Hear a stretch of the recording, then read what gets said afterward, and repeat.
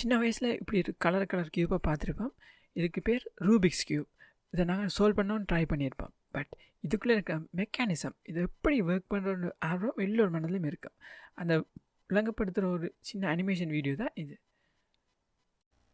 இந்த மிரர் க்யூப்பில் நிறைய வகை இருக்குது. இதில் ஃபஸ்ட்டு பார்த்தீங்கன்னு சொன்னால் இது 3x3 நார்மல் ஸ்டாண்டர்டான ரூபிக்ஸ் க்யூப். அடுத்தது 2x2, அடுத்து 1x1. இது நாங்கள் டவர் க்யூப்னு சொல்லுவோம். இது பெருசு 7x7 இருக்குது. அடுத்தது மிரர் க்யூப். அடுத்து பார்த்தீங்கன்னா மெகாமிக்ஸ். இப்போ நாங்கள் இதில் பார்க்க போகிறதுன்னு பார்த்தீங்கன்னா ஸ்டாண்டர்டான 3x3 க்யூப்பை தான் பார்க்க போகிறோம். இந்த க்யூப்பில் 3 லேயர் இருக்குது. Bottom layer, middle layer, top layer.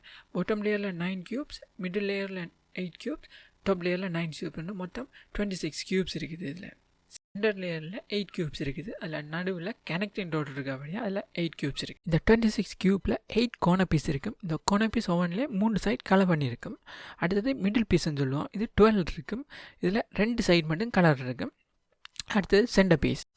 இது சென்டர் பீஸ்ன்னு சொல்லுவோம். இந்த சென்டர் பீஸ் ரொட்டேட் ஆகும். பட் எப்போவுமே பொசிஷன் மாறாது. இந்த பொசிஷன் எப்போவுமே ஜெலோக்கு எதிர் ஒயிட் இருக்கும், க்ரீனுக்கு எதிர் ப்ளூ இருக்கும், ரெட்டுக்கு எதிர் ஆரஞ்சு இருக்கும்.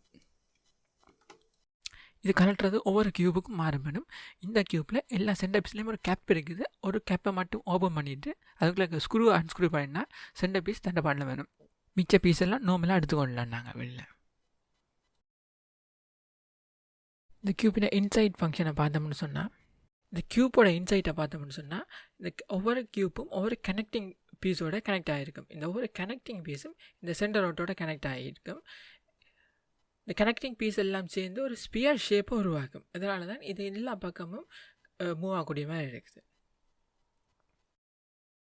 இது ரொட்டேட் ஆகிற ஒரு க்யூப் ஒன்று. இந்த இன்சைட்டை பார்த்தீங்கன்னா எல்லா கனெக்டிங் பீஸும் இந்த அவுட் சைட் க்யூப் என்ன ரேஷியோவில் ரொட்டேட் ஆகுதோ அதுக்கு ஏற்ற மாதிரி இன்சைட்டும் ரொட்டேட் ஆகிட்டு இருக்கும்.